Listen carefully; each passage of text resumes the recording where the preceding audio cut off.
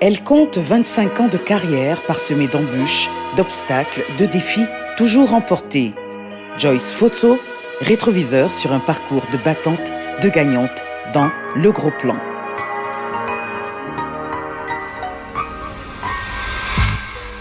Quel est l'avenir de la presse écrite? Comment s'en sort-elle aujourd'hui?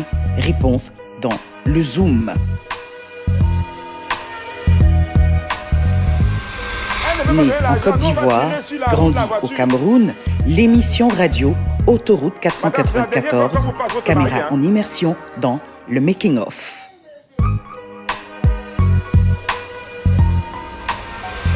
Et en fin d'émission, le zapping. Alors, ne zappez pas. Travelling, c'est tout de suite. 3, 2, 1, ça tourne. À ma droite, Stedom, journaliste. Derrière moi, Romuald Akowazoé, journaliste. Toute l'équipe de Travelling vous souhaite la bienvenue dans ce voyage dans le monde des médias qui commence avec une enquête. Elle apparaît dans les années 50 au Cameroun avec l'effort camerounais, suivi de Cameroun Tribune.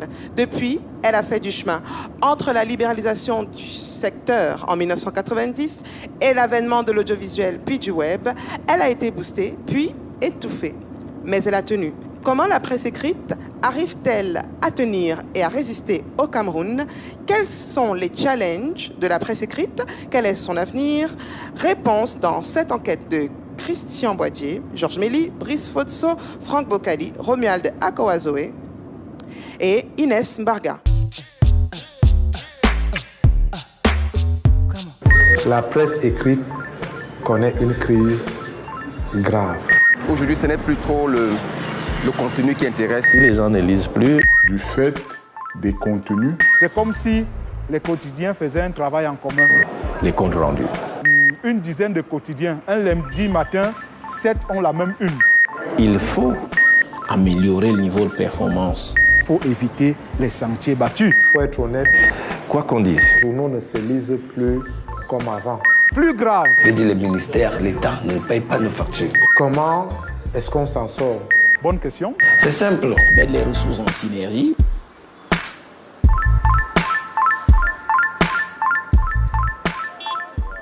Jean-Baptiste Essomba est crieur dans la ville de Yaoundé.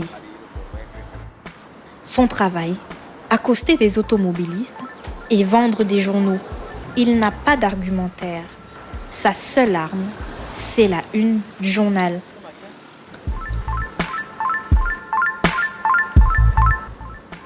« 10 années que Jean-Baptiste exerce ce métier. Il lui reconnaît des difficultés, mais grâce à cette activité, il a pu fonder une famille et s'occuper de 4 enfants. Mais la presse écrite est en crise à travers le monde, au Cameroun aussi. Et sur son trottoir du lac central de Yaoundé, Jean-Baptiste le ressent. Ils ont tous les journaux déjà sur la toile et aussi la revue de la presse le matin. Et le journaliste ne se contente pas seulement de donner les grands titres. Il entre dans les journaux, il détaille. Ça, vraiment, ça empiète beaucoup sur notre métier. Avec une recette de 2000 francs à la fin de la journée, soit seulement 5 journaux vendus sur la vingtaine qu'il avait en stock, l'activité de ce jeune trentenaire est clairement en danger.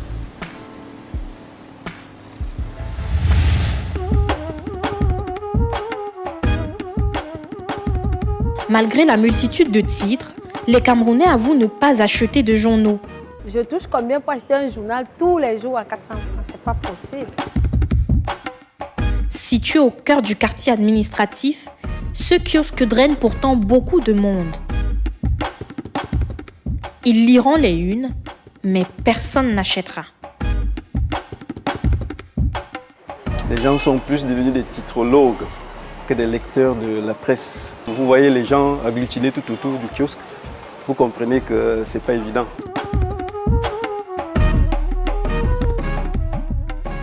Nous avons fait les comptes. 5 minutes plus tard, toujours autant de titrologues, mais 0 acheteur. Plus de la moitié des journaux livrés la veille seront donc retournés à leurs éditeurs.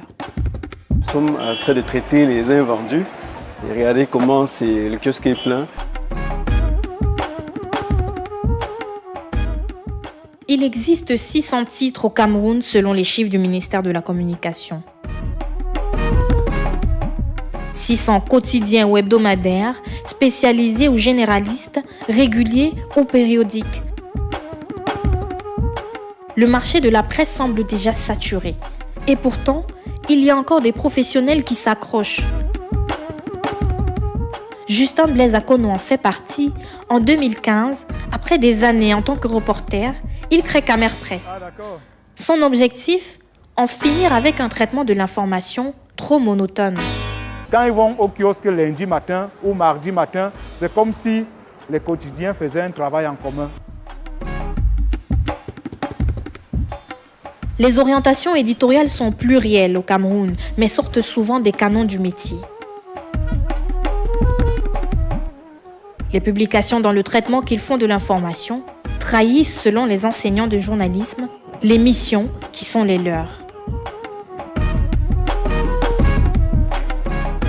Ce qu'on voit le plus dans la presse camerounaise, les genres que les journalistes et les rédactions préfèrent, c'est les comptes rendus, les commentaires, les articles d'opinion et tout cela. Acheter un journal et lire un bon reportage, c'est devenu très rare. Il y a ce que moi j'appelle les genres oubliés de la presse écrite au Cameroun. C'est justement le reportage, le vrai, l'enquête. On ne voit pas une bonne interview. Sous les grands titres, c'est du sensationnel et beaucoup de désinformation qu'on retrouve dans les colonnes de journaux. Il y a énormément de dérives. Ça concerne tous les médias au Cameroun. Et particulièrement la presse écrite parce que l'écrit reste. Et si vous allez dans les prétoires, dans les tribunaux, vous allez voir que quand on se plaint contre la presse, c'est généralement, on a un exemplaire de la presse écrite. Ce n'est pas une émission radio, ce n'est pas une émission télé.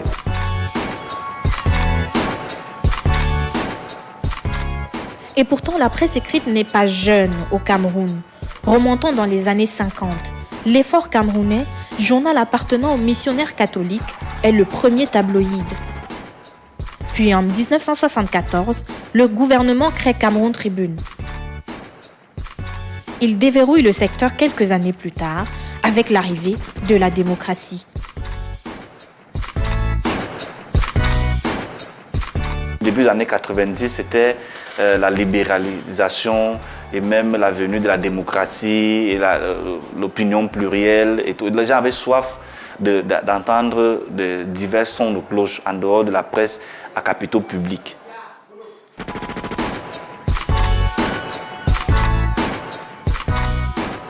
Mutation a été créée en G96 dans un contexte où il y avait deux camps dans la presse. Il y avait la presse qui disait que tout va bien et la presse qui disait que tout va mal.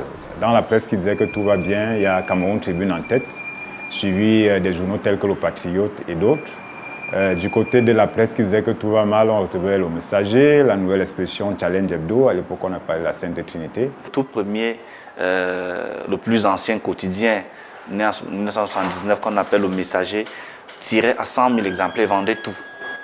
100 000 exemplaires. Et donc avait des revenus vraiment intéressants pour ce qui concerne seulement la vente. On ne parle pas encore de la publicité.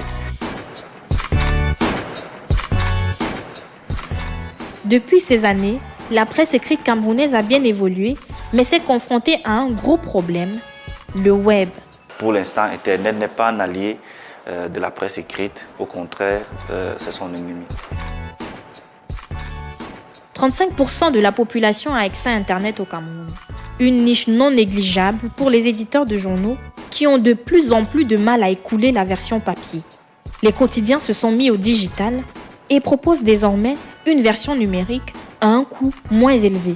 Pouvant pas toucher les gens par les kiosques traditionnels, il faut réfléchir, il faut penser de manière globale à comment les toucher, avec quel contenu les toucher. C'est un de ces contenus-là que j'appelle cette plateforme e-kiosque-là. Comptez 200 francs de moins que le journal physique sur la plateforme e-kiosque. Le quotidien de l'économie est d'ailleurs un bon élève du digital.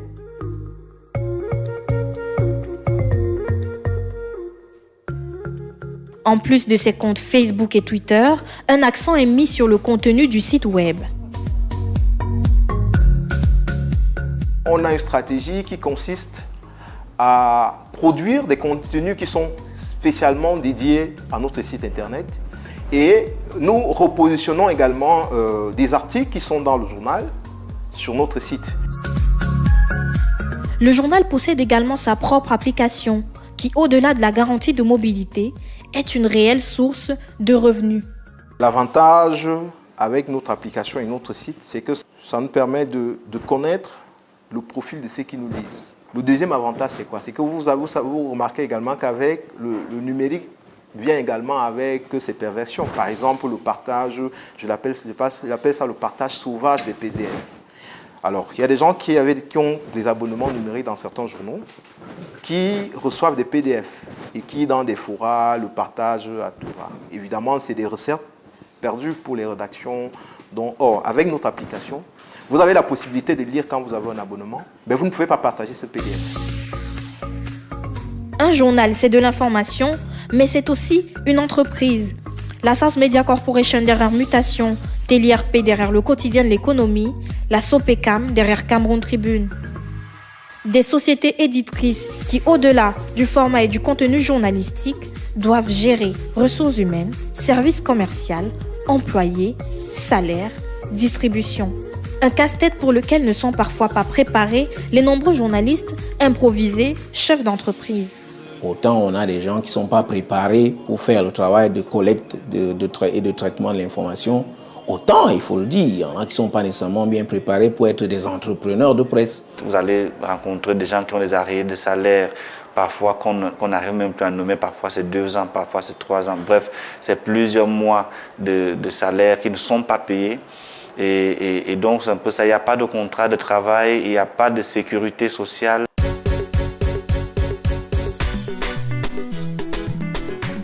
Au journal Intégration, on semble avoir compris qu'un bon management est le levier d'une bonne entreprise.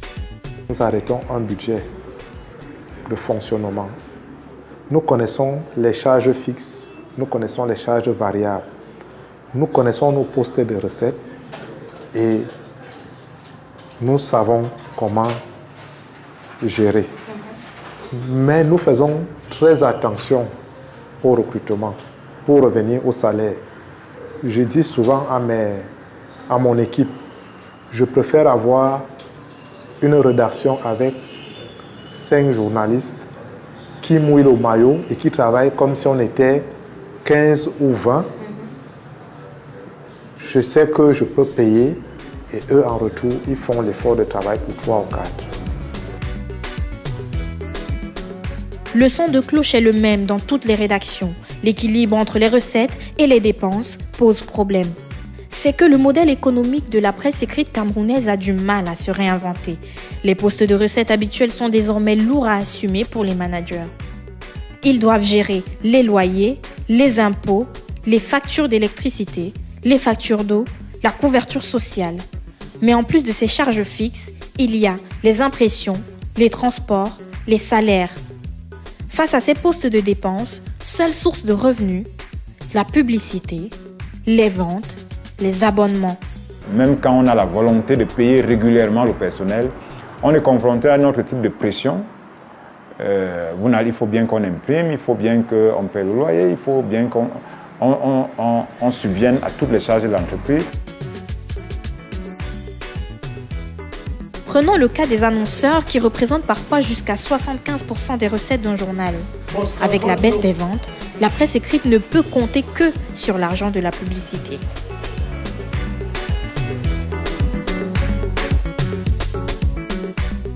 Si notre tissu publicitaire est étroit, c'est-à-dire qu'on a une entreprise brassicole connue, on a des opérateurs de téléphonie, on a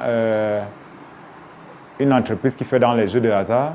Lorsque vous excluez ces annonceurs-là, il est difficile d'avoir d'autres personnes avec qui vous avez des contrats intéressants. Certaines entreprises ont donc décidé de se réinventer pour générer des revenus, réinjecter de l'argent et assurer les charges pour en finir avec la précarité. Aujourd'hui, nous ne restons plus seulement en contact avec les grandes entreprises, avec les grandes structures. Nous avons décidé d'aller vers les petites et moyennes entreprises parce qu'on a eu tendance à un moment donné à rester uniquement sur les grands annonceurs. Et puis dans ce casse-tête, il y a la très disputée aide gouvernementale à la communication privée. Quelques millions distribués, boudés par certains et arrachés par d'autres. L'appui de l'État, que certains trouvent résiduel, mais qui est là, qui existe, mais qui demande, et ça c'est l'avis du ministre de la Communication lui-même, qui demande à être mis à niveau pour quantitativement tout au moins, pour retrouver le niveau de certains autres pays, de certains pays. Mais ce que je tiens à dire à cet égard, c'est que nous ne sommes pas non plus les moins bien classés en la matière. Nous aspirons à regarder plus haut, mais effectivement, nous ne sommes pas si mal classés. Nous ne sommes pas les derniers de la classe. La presse écrite camerounaise connaît de mauvais jours, mais fait encore rêver. Sonia Mboudou est journaliste, sortie il y a seulement quelques mois de l'École supérieure des sciences et techniques de l'information et de la communication.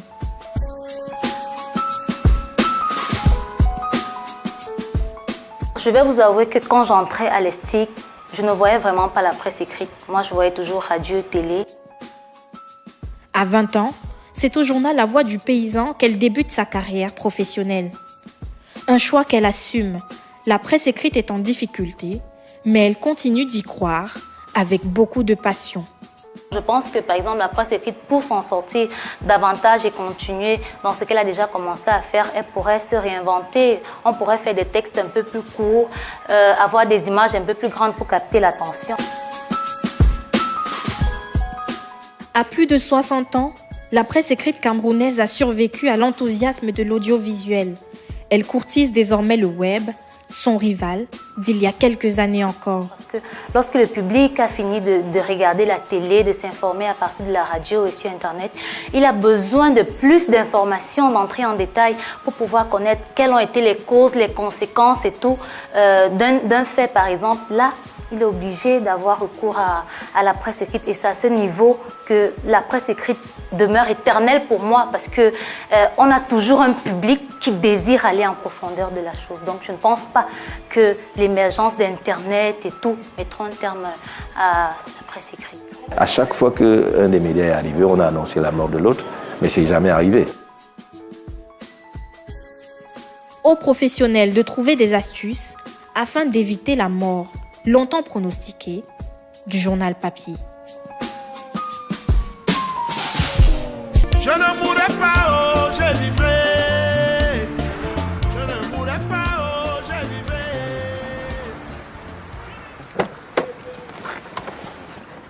C'est un programme radiophonique qui se balade de pays en pays, de ville en ville et bien sûr de radio en radio. Créée il y a près de 20 ans en Côte d'Ivoire par l'animateur camerounais Jason Black, l'émission Autoroute 494 fait aujourd'hui la joie des auditeurs de Satellite FM, une station radio de Yaoundé au Cameroun. Du lundi au vendredi, entre 18h30 et 21h. Pendant 16h30, nous avons suivi son concepteur, présentateur et ses chroniqueurs. L'émission Autoroute 494, sa préparation et son direct, des moments rares racontés par Romuald Akowazoé, Georges Méli, Brice Fotso, Christian Boadier et Franck Bocali. Le commandant Jason Black et toute son équipe vous souhaitent la bienvenue à destination d'un monde de rêve. C'est un truc de fou.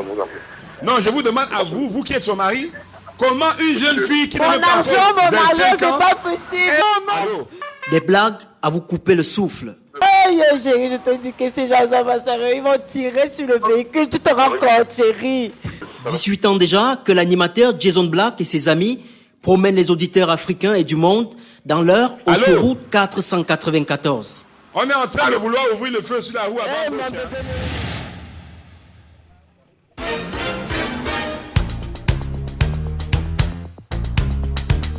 Nous les avons suivis un jour entier sur Satellite FM à Yaoundé.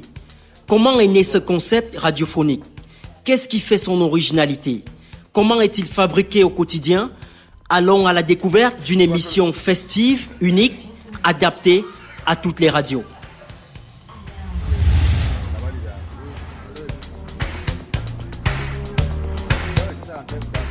Si vous cherchez Jason Black et son équipe dans les rues de Yaoundé avant le lever du jour, vous ne les trouverez pas. Il faut se rendre à Vision 4, chaîne de télévision du groupe L'Anecdote. On est mardi matin, il est 6h28. Ce n'est pas l'heure de l'autoroute 494, mais celle de la matinale télévisée. Jason Black en est le co-présentateur.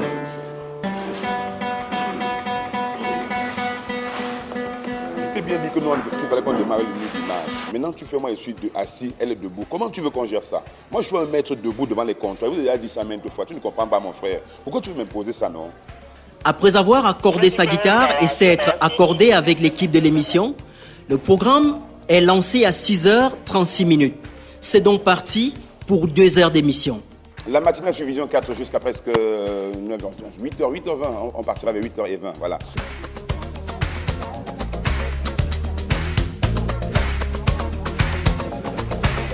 On peut l'applaudir, merci. À la fin de la matinale, Jason Black pense déjà à son émission Autoroute 494.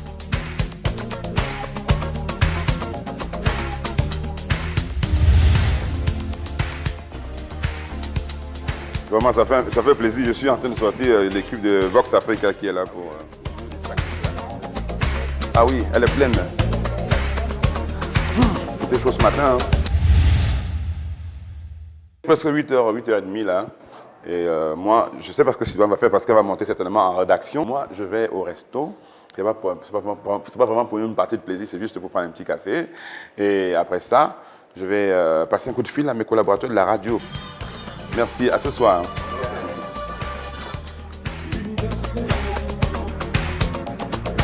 À peine sorti du plateau le matin, il appelle déjà ses confrères du soir.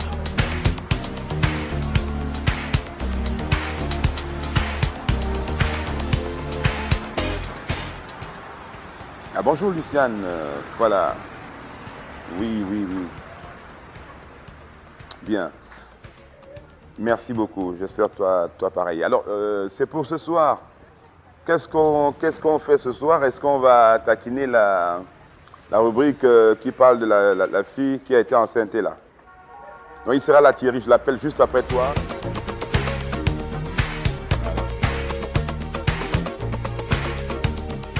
Oui, bonjour Thierry. Voilà, c'était pour ce soir, pour savoir si tu es prêt à jouer le policier d'abord. Ça marche. Et on termine par la drague. C'est parfait pour ce soir. On se prend dans l'après-midi pour préparer tout ça. Merci.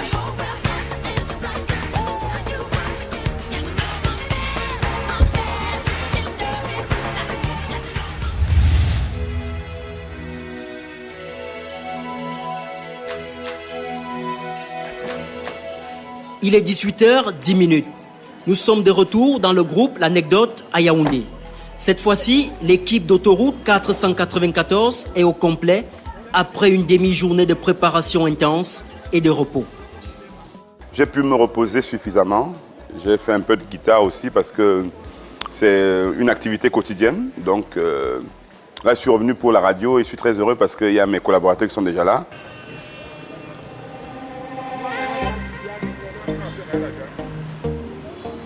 Mais avant de se produire sur Satellite FM, Jason Black et ses amis se redonnent des forces avec du soya, une spécialité locale et populaire de viande grillée à l'air libre.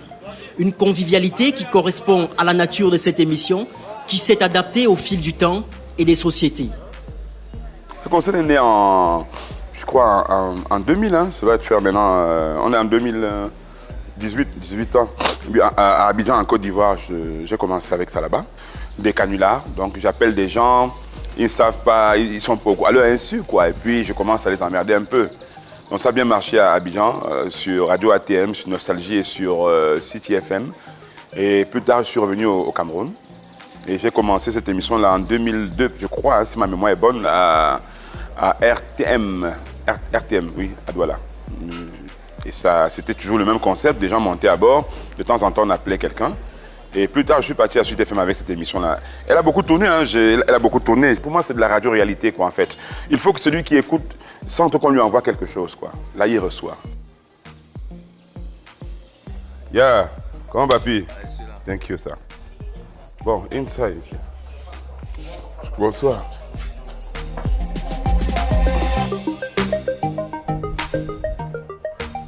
L'auteur de cette radio-réalité l'a toujours voulu, relax, amusante et capable de sortir les auditeurs de l'ennui quotidien de lundi à vendredi. Tous les soirs, on envoie ça aux gens qui sont dans les embouteillages, qui sont dans leur bureau, des gens qui s'ennuient un peu. Et je crois que le retour qu'on a, ça prouve qu'ils ne s'ennuient pas beaucoup en notre compagnie. On est à moins 2 là. Ouh, Thierry, on est à moins 2. Bon, allons-y, les gars. Là, on va en studio direct là, hein, avec l'équipe qui est en place.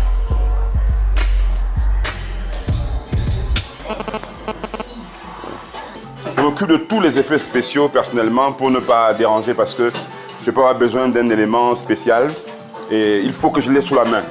Donc, il faut piloter ces appareils et être aussi avec les acteurs de l'émission. L'émission débute donc à 18h35. Ce soir, beaucoup d'activités sur l'autoroute 494 avec, évidemment, Bienvenue Bombay à la réalisation, Indris Mbarga à la mise en onde. On est ensemble jusqu'à 21h, on l'a dit. Et dans un petit moment, on va caracoler. Merci. Voici Thierry Fa. C'est lui. Oui. On veut rentrer là, s'il vous plaît, Thierry Fa. Il va rentrer là.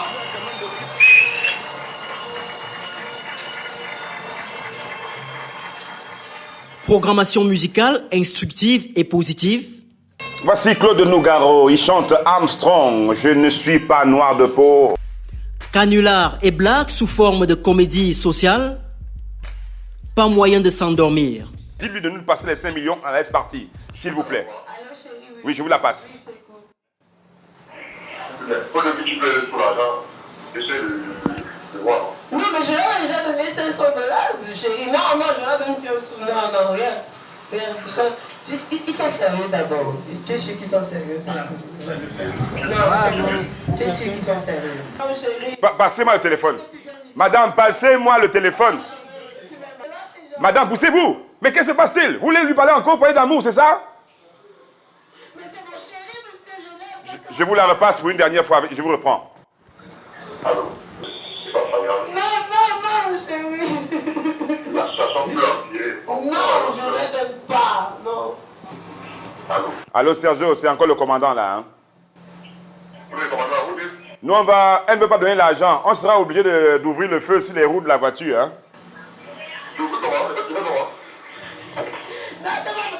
Madame, poussez-vous. Je vous dis que nous allons... Oui, allô? Laissez-moi parler à votre mari, non? Allô? Oui, je vous écoute, monsieur Serge. Elle ne veut pas donner l'argent. Nous, on va tirer sur la roue de la voiture. Madame, c'est la dernière fois qu'on vous passe votre mari, hein?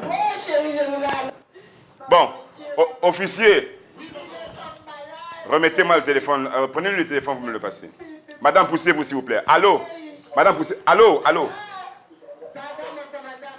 Madame, je vous en prie, ne me touchez pas de jour à mon pantalon. Ne touchez pas à mon pantalon, d'accord? Oui, allô? Oui, là, on est obligé d'immobiliser le véhicule. Hein. On va ouvrir le feu sur la roue avant gauche. Moi, le commandant John Tabacu, matricule 53-49-32, je suis obligé de donner l'ordre d'ouvrir le feu. Hein. Elle ne veut pas donner l'argent, vous voulez qu'on fasse comment? Officier Kalouta, mettez-vous en position sécurité. Officier Koulibaly, position sécurité. Attention, feu! Ouais, feu! Feu, l'arrêtez! Ouais, c'est bon. Voilà. Là, c'est bon, dites à votre mari. Depuis toujours, c'est le bonheur pour les auditeurs et ceux qui animent le programme. Qui m'appelle d'abord? Je dis c'est Thierry. Thierry, tu vas bien? Thierry, non. Thierry le voyageur. Non, moi je vous connais pas. C'est l'occasion de faire connaissance, mon bébé. Dis-moi, là tu es occupé? Il est 21h, fin de l'émission. L'équipe éprouve un sentiment de devoir accompli. Alors là, il est exactement 21h04. On a terminé avec Autoroute 494 aujourd'hui. Prochain rendez-vous, ce sera donc demain, aux environs de 18h30. On sera encore là et ce sera avec plaisir qu'on fera l'émission. 5 jours par semaine, 2h30 durant, cette autoroute radiophonique véhicule donc 494 raisons de garder le sourire face à la vie. C'est ici, au Messager, qu'elle fait ses premiers pas dans le monde des médias. Canal Hit et C'est Comment font partie de ces concepts. Après la presse écrite et avant la télé, la radio fut son grand amour. Elle a été directrice des programmes et est aujourd'hui coordinatrice de l'unité de Canal 2 Production. Normal, 25 ans de carrière non-stop dans le monde de la communication, qui connaît son beau visage et ses beaux programmes. Pour en arriver là, il a fallu braver plusieurs obstacles pour exister et se faire un nom. Joyce Nankam, aujourd'hui Joyce Fotso. À la maison, au bureau, au studio, dans son véhicule, elle se livre à nous. Reportage exclusif de Franck Bocali, Christian Boadier, Brice Fotso, Georges Méli et Romuald Akowazoé.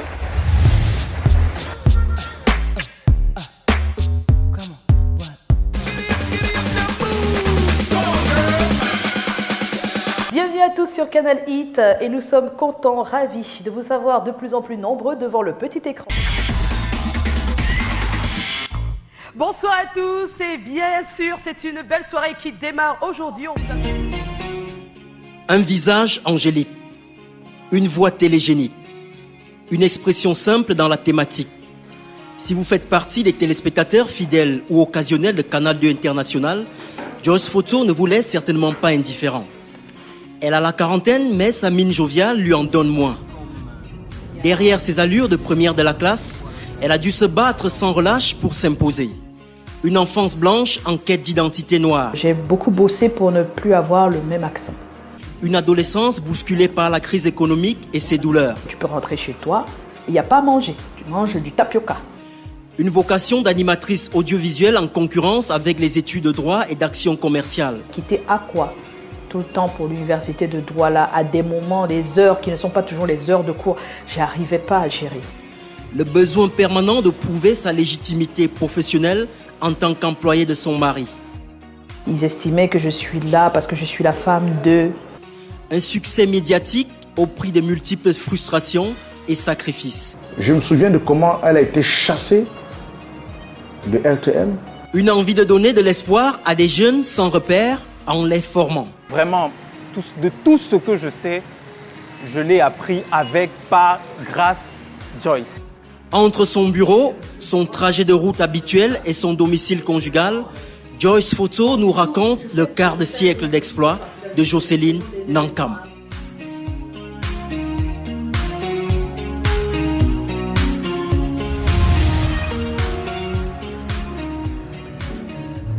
Clap de début, ça tourne.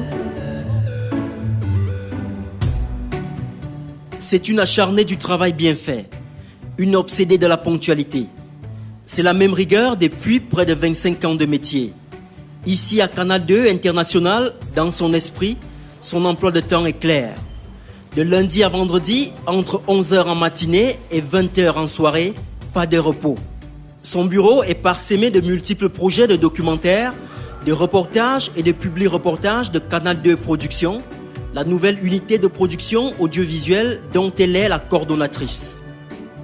À cela s'ajoutent les missions d'information et de divertissement qu'elle doit préparer et présenter 5 fois par semaine avec ses équipes. Mais ces multiples responsabilités ne lui ont jamais fait oublier ses origines, celles d'une Balungu des hauts plateaux de l'ouest du Cameroun, née un 21 avril 1977 à Paris 12e, en France. Jocelyne Nankam d'abord, c'est le nom que j'ai eu dès ma naissance. Et je suis juste un enfant qui est né malheureusement loin de son pays, qui a eu une enfance assez spéciale. J'étais très proche, moi, de mon papa par rapport à ma maman. J'ai grandi avec eux dans la grande rigueur de mon papa et pas la passivité de ma mère. 7 ans après sa naissance, la famille rentre au Cameroun à Douala. Mais ce retour au berceau de ses ancêtres lui révèle son identité africaine. Un choc. C'est quand on arrive définitivement que je constate d'abord que je suis noire Et ensuite, oui, à 7 ans, c'est bizarre, oui. Je constate que je suis noire et qu'il y a des noirs comme moi qui ont aussi leur pays. J'ai commencé à comprendre beaucoup de choses et j'ai grandi dans une ambiance plutôt bon enfant. Je suis l'aînée d'une famille de 6. J'ai toujours été, pour mes sœurs et frères, un modèle.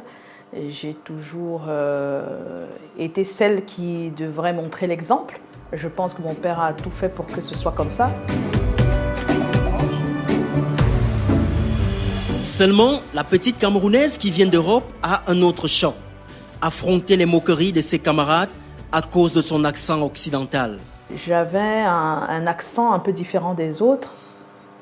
Et je dois dire que c'est le premier hic de mon enfance avec le choc des cultures, parce que non seulement ça, Madame Djoki, qui était la maîtresse au Coëmenter 1, elle me prenait toujours au début, à la rentrée, pour lire, pour faire la lecture. Et sincèrement, je prenais ça des fois comme un geste de moquerie, parce que justement, ce qui se passait, c'est que dès que je lisais, tout le monde se mettait à rigoler et je me sentais très mal. Donc j'ai beaucoup bossé pour ne plus avoir le même accent. Après cette période d'adaptation, en pleine étude secondaire, une galère frappe à la porte familiale, la crise économique. Face à cette situation pénible, seule la fierté et les valeurs éducatives de papa et maman permettent de tenir bon. Arrivé au lycée Jos en classe de 4e, la crise économique commence. Et je pense que les problèmes de mon père sont devenus mes problèmes. Donc ça m'a fait traîner, parce que j'ai traîné en 3e, j'ai traîné en première, j'ai traîné en terminale, pour après me retrouver à l'université de Douala, toujours sans argent. Et en même temps que j'étais à l'université, il faut dire que je faisais aussi beaucoup de choses à côté. Parce qu'à partir de la classe de 3e, je n'avais même plus de livres. J'allais en classe avec mes cahiers, quoi. C'est-à-dire que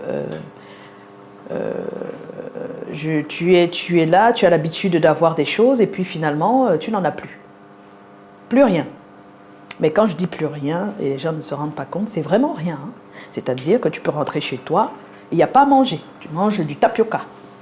Donc imagine un enfant qui a grandi en France, qui arrive dans un quartier qui est Youpé, où il n'y a pas de lumière, mais ton père a un groupe électrogène, c'est presque le seul qu'il a dans le petit quartier. Ça a été une école, cette période de ma vie. J'ai fait le feu de bois dans un parking qui était réservé à une voiture. J'ai marché carrément du lycée jusqu'à la maison, du lycée de New Bell jusqu'à Youpé, je marchais.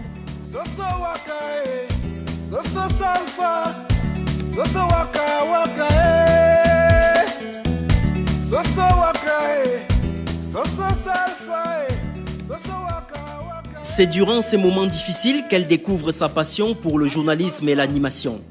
Au lycée, elle prend conscience du pouvoir de sa voix et de sa plume. Très tôt, grâce à ses talents, son argent de poche est garanti.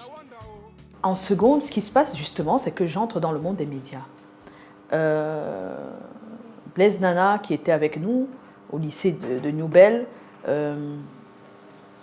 il me permet, via un concours de la meilleure lecture journalistique, il me permet de faire mon premier papier. Et l'ayant fait par téléphone, je me retrouve directement le même soir, la même après-midi, à la FM 105.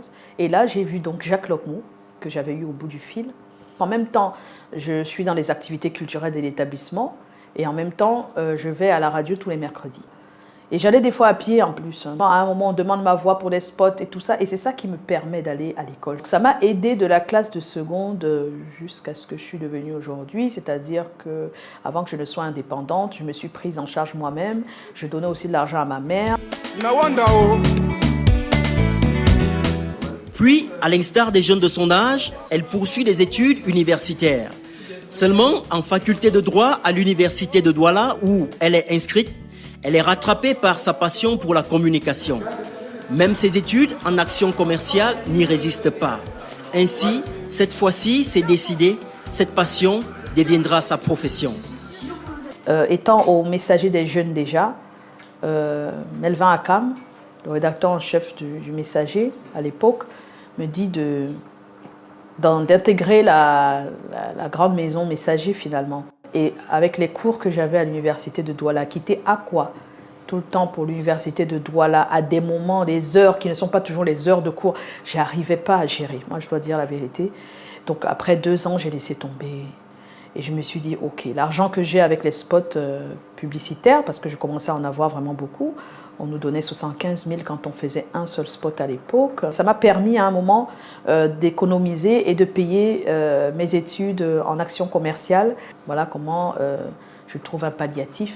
Mais c'était sans compter que ce serait très difficile. Dès lors, elle ne cessera plus jamais de grimper dans le monde médiatique. Par exemple, dès 2001, elle grave son nom en lettres d'or dans l'histoire de la chaîne de radio RTM. Et avant que Tom Yoms nomme sa radio, moi je suis attachée de presse du groupe Bantou Possi. C'est moi qui fais toute leur promo dans les radios et tout ça.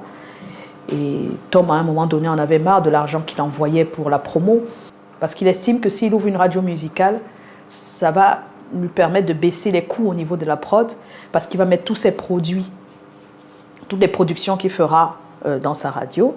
Et il dit, ça se passe comme ça de l'autre côté, je ne vois pas pourquoi ça ne devrait pas se passer comme ça ici. Il ne savait pas que je faisais de la radio, puisque quand il me connaît, je suis au Messager. Donc il m'a fait tester les micros comme ça, que dis quelque chose, je veux voir si ça marche et tout. Et quand j'ai parlé, il m'a dit, mais tu parles bien, qu'est-ce qui se passe? Tu as fait radio? Mais je lui dis, mais c'est par là que j'ai commencé en fait. On avait ouvert la nuit, donc lui et Dinali, on dormait les nuits en studio. Je venais le matin les relayer jusqu'à 14h, c'est juste pour mettre les disques. Hein. Et de 14h à 19h, c'était Eugène Elombo, qu'on appelait Turbo, qui le faisait et qui était le bras droit de Tom. Donc c'est comme ça que nous lançons donc RTM, la première radio musicale et la première radio privée de Douala, première radio musicale du Cameroun et première radio privée de Douala. Et ça marche tellement que ça nous dépasse. Après 2 semaines, on a des annonceurs qui veulent directement être... Là, on était déjà en janvier, il y avait la Cannes qui devait lancer. Donc les annonceurs disent, il n'y a que votre radio qu'on écoute dans la ville. Donc on a été obligé. Notre première émission est une émission sponsorisée.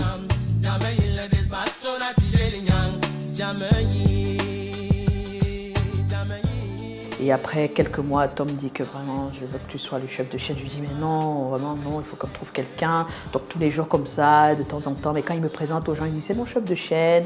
Et finalement, de fil en aiguille, à un moment donné, j'étais obligée d'accepter. Et c'est comme ça que je deviens, donc, à 25 ans, le plus jeune chef de chaîne du pays.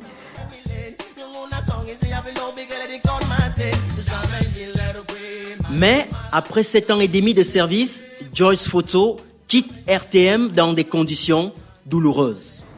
Je me souviens de comment elle a été chassée de RTM. J'ai dit chasser parce que je n'ai pas dit qu'on l'a poussée à partir.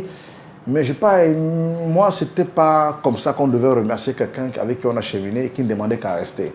Déjà en 2007, décembre 2007, on a une mauvaise nouvelle, c'est que Tom Yoms décède. Je pense que ça a été une cassure pour nous tous, une grosse cassure.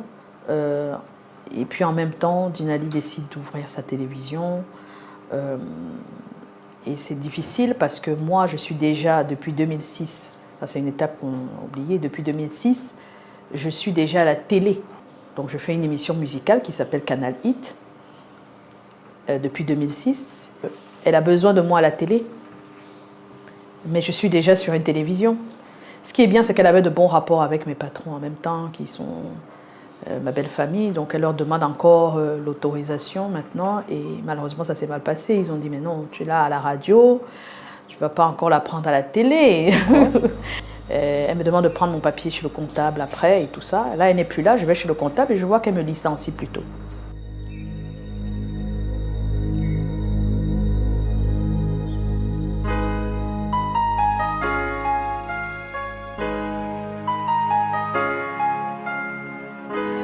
Étant mariée à mon ami Eric Fotso, qui est directeur de Canal 2, elle est restée à RTM et RTL. Elle est restée dans le projet de Mme Dinali et Tom Yoms.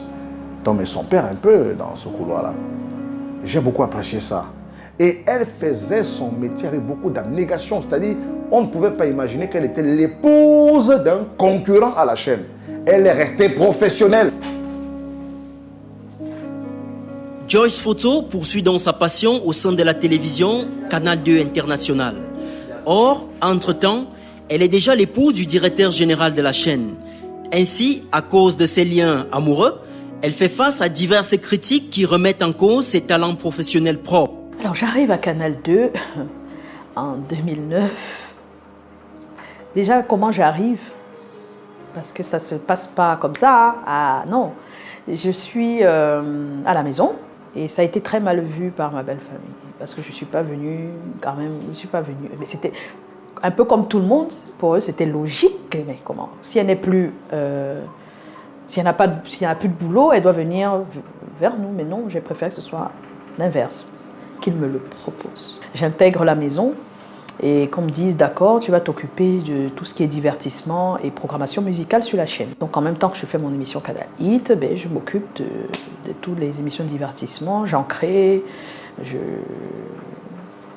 peux dire que j'incite à la création aussi. C'est la même année qu'on a créé Télé en Fête, qui a été un succès. Coucou à Bojiko. Il y a des gens qui ne savaient pas d'où je viens exactement. Il y a des gens qui ne savaient pas ce que j'ai fait, qui ne connaissaient pas mon passé. Ils estimaient que je suis là parce que je suis la femme d'eux. Et ça a été un combat perpétuel de me prouver que je ne suis pas là parce que je suis la femme d'eux. Désolée. Écran noir aussi. J'ai été aux écrans noirs, j'ai oublié d'en parler, mais ma première télé avant Canal 2, c'était cet élément sur TV5 qui était le journal des écrans noirs. Ça a été difficile pour moi de prouver que j'avais ma place. Malgré ces difficultés, elle crée de multiples programmes à succès et occupe divers postes de responsabilité, comme celui de directeur de programme. Là aussi, les critiques ne l'épargnent guère. Il y a eu toujours des appréhensions parce qu'on estimait que j'ai double casquette. Je suis en même temps une présentatrice télé et en même temps je juge des programmes des autres. Mais je dois dire que quand tu as appris à avoir des valeurs durant toute ton enfance, sincèrement, l'objectivité te gagne. Elle a aussi la réputation d'avoir le cœur sur la main en ce qui concerne la formation des jeunes. Nous avons rencontré certains d'entre eux. Tous parlent d'un modèle d'animatrice talentueuse, rigoureuse et généreuse. En premier, j'entre en contact avec sa voix. Je l'écoute sur RTL. Je pense que c'est entre 2004 et 2006. Sincèrement, je suis fasciné. Je suis tombé d'émerveillement pour la voix que j'ai écoutée à la radio et je ne suis pas sûr de m'en être remis depuis, honnêtement. Sur le plan humain, je pense que c'est quelqu'un qui sait reconnaître la valeur des gens. Elle leur donne la place qu'ils méritent dans la plupart des cas et elle aime l'humilité. Vraiment une grande partie de tout ce que je sais, vraiment de tout ce que je sais, je l'ai appris avec, par, grâce Joyce. Ça me tient à cœur parce que j'ai aussi eu du soutien. Et à l'époque, c'était un soutien alors qu'on leur demandait de ne pas nous soutenir. C'est-à-dire que la hiérarchie interdisait à chaque fois on affichait à la FM 105 une note pour dire que plus de collaborateurs extérieurs. On a passé notre temps à venir, être chassés. Et Jacques Locmo est le seul, en tout cas pour moi, qui nous soutenait, mais il allait à fond. Il était même prêt à perdre son travail pour. On nous chassait, on n'avait pas de table pour écrire, on écrivait dehors sur les capots de voitures. Il faut demander à Martin Camus. On n'avait pas, c'était assez exceptionnel. Et moi, dès que j'ai eu la chance d'être chef de chaîne à RTM, je me suis dit, ah ben non, avec nous, il ne faut pas qu'on fasse la même chose aux jeunes.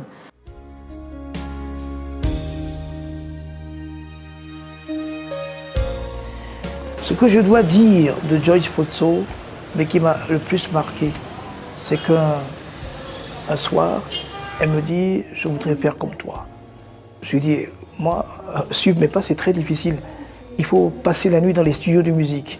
Elle m'a dit « je suis prête à le faire ». Elle habitait à l'époque chez ses parents à Youpoué. Vous imaginez un enfant qui doit repartir à la maison à 4 h du matin. Toute sa vie, c'est la com. Elle a tellement aimé ce métier, elle a tout donné pour ce métier. C'est l'une des rares femmes, l'une des rares jeunes belles femmes camerounaises à avoir appris ce métier dans l'humilité et même parfois dans l'humiliation. Je sais de quoi je vous parle. Voilà pourquoi tous s'adressent à elle franchement. Alors Joyce, tu es quelqu'un de bien, ne change surtout pas et continue à donner cette chance à la jeune génération de pouvoir s'exprimer. Et en tant que femme, en tant que maman, tu m'as appris beaucoup de codes de la vie. Vraiment, de comment s'en sortir quand c'est difficile, quand on a l'impression qu'il n'y a pas d'issue. Jocelyne Lancam, je t'appelle par le nom par lequel je t'ai connu. Ce que les gens pensent de toi n'est pas ta réalité. Ta réalité, tu la connais, tu la vis. Je sais qui tu es. Reste comme tu es. Ne change pas.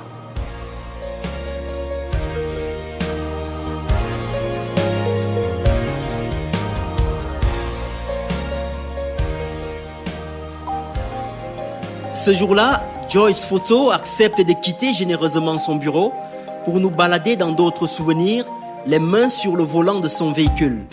La petite fille qu'elle était n'imaginait pas vraiment faire du journalisme et de l'animation un vrai métier. J'estimais que c'est juste une passion à côté du métier que je ferais plus tard et qui pour moi n'était pas non plus un métier de rêve, mais plutôt le métier que mes parents souhaitaient que je fasse. C'est-à-dire, mon père souhaitait que je sois pharmacienne. Ce destin médiatique a été forgé par divers modèles. Actuellement, comme j'ai eu une enfance de l'autre côté, c'était Michel Drucker. Quand j'arrive au Cameroun et que la télé lance 2 ans après, eh bien, j'ai Odette Doumbé en premier. Et puis par la suite, s'est ajouté Sally Messiot, Denise Epotet, je pense que c'est les 3. Mais en animation, j'ai beaucoup aimé la manière qu'avait Folie d'Iran.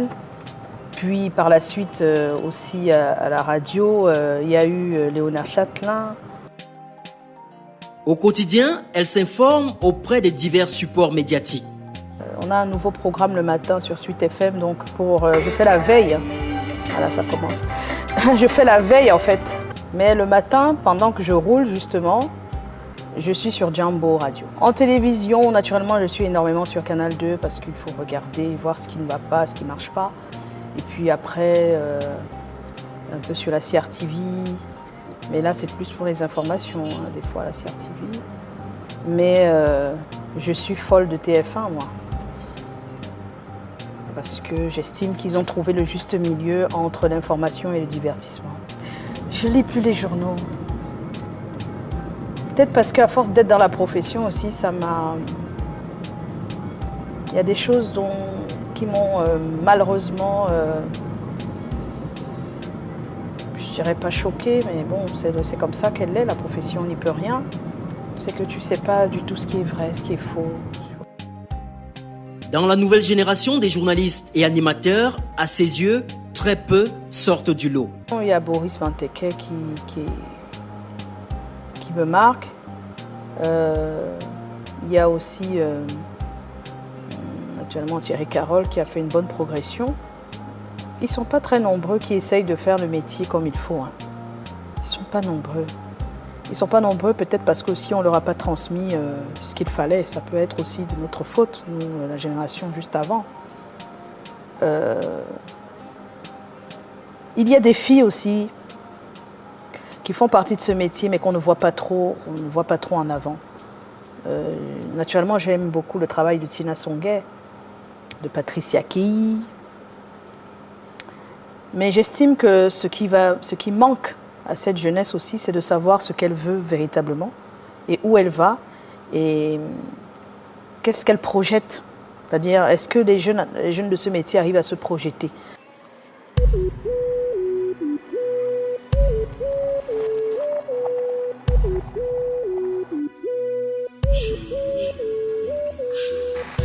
La célébrité ne l'a jamais dérouté des valeurs apprises dans l'enfance comme celle de la noblesse de la vie familiale.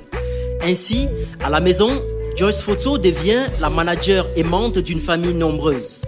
D'ailleurs, sa rencontre avec son mari peut inspirer toute une émission consacrée à l'amour.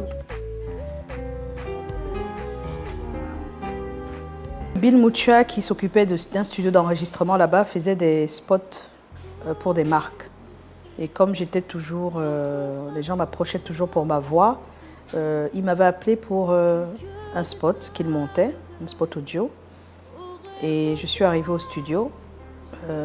Il était là, il m'a fait entrer parce que j'avais pas de temps. Donc je suis entrée en flèche et je suis ressortie en flèche. Naturellement en disant bonsoir en entrant et en disant au revoir en repartant. Bon, et j'avais pas fait attention, mais Eric était là. On s'était revus chez Joyce, qui était aussi un studio d'enregistrement. Je traînais beaucoup dans les studios d'enregistrement et qui faisait aussi des spots. C'est vrai qu'au début, on ne se dit pas qu'on va être ensemble, donc on discute, de temps en temps, resto, tout ça, mais jusque-là, moi qui suis quelqu'un de très... Comment je peux dire? À l'époque, vous savez, quand vous êtes chef de chaîne du radio qui marche, en plus vous êtes une femme, il y a beaucoup de gens qui viennent vers vous, vous ne savez pas toujours pourquoi, vous dites que c'est peut-être parce que justement vous êtes connu, et point quoi. Donc je pense qu'au début je l'ai mis dans cette même liste de personnes qui, bon, sont contentes de discuter avec moi, point. Puisque de toutes les manières, ce n'était que de la discussion, il n'y avait rien d'autre. Et même quand on était au resto, il n'était pas en train de me faire véritablement la cour. Bon, quelqu'un d'autre prendrait ça comme ça, mais moi non. En fin 2004, on commence à beaucoup plus se voir et à beaucoup plus échanger. Et ça nous rapproche d'une certaine manière, je pense. Et donc, du jour au lendemain, ça s'est fait, on s'est retrouvés ensemble jusqu'à aujourd'hui.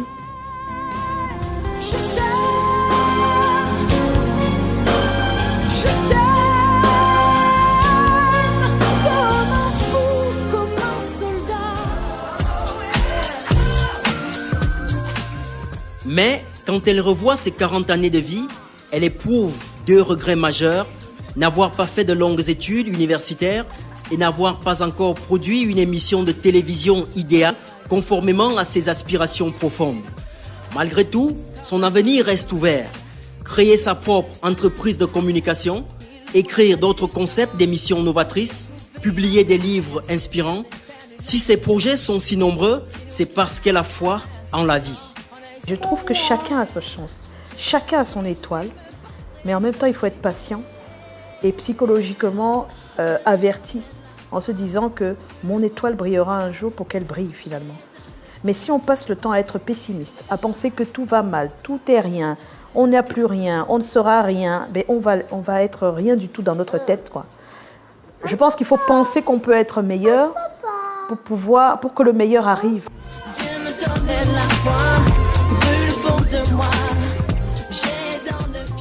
Le meilleur de Joyce Fotso, c'est donc l'histoire de Jocelyne Nankam, qui a compris qu'avec une voix et un travail de fond, on peut aller très loin.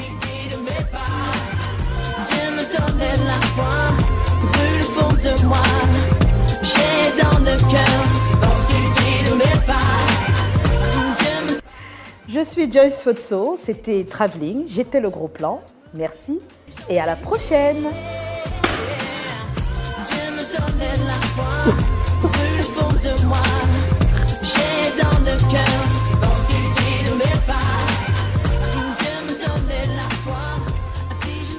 Allez, on va la faire à la Joyce Fotso. 3, 2, 1. Mesdames et messieurs, voici le zapping. Magnéto.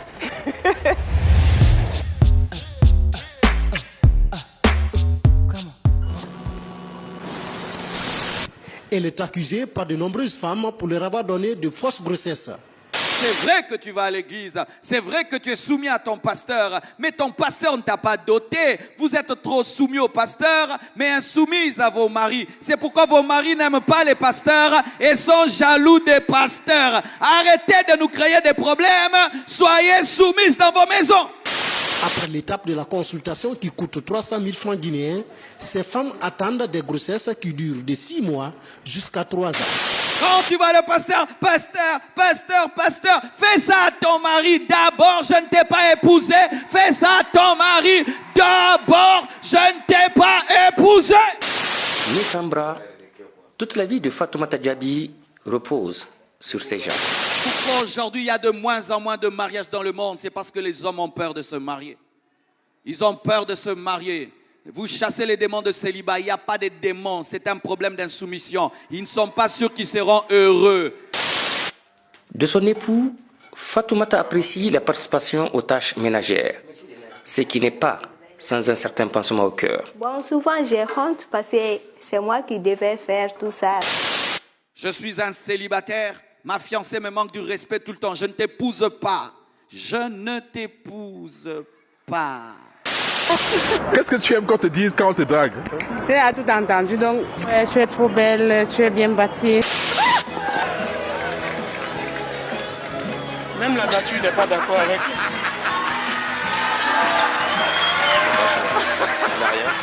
Ça va mon cœur. Ah ben voilà, j'ai déposé les clés. On est en plein dans une histoire d'amour. J'ai déposé les clés à l'endroit où tu sais. À ma droite, nous avons Francis Moukam, le chef monteur de Travelling.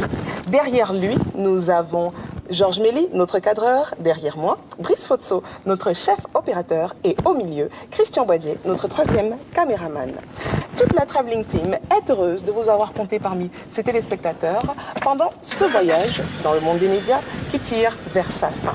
Félicitations à notre follower le plus fidèle qui gagne ce t-shirt Travelling, et l'émission continue sur les adresses des réseaux sociaux qui s'affichent maintenant. Un nouveau voyage dans le monde des médias Travelling, c'est bientôt. D'ici là, la télé continue. Restez scotchés.